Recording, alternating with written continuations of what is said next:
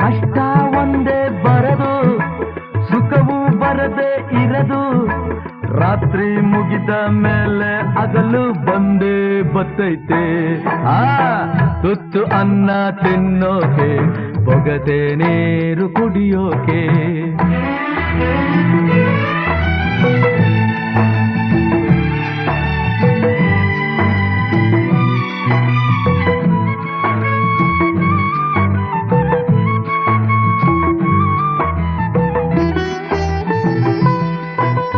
ಹರಿಯೋ ನದಿಯು ಒಂದೇ ಕಡೆ ನಿಲ್ಲೋಕ್ಕಾಗಲ್ಲ.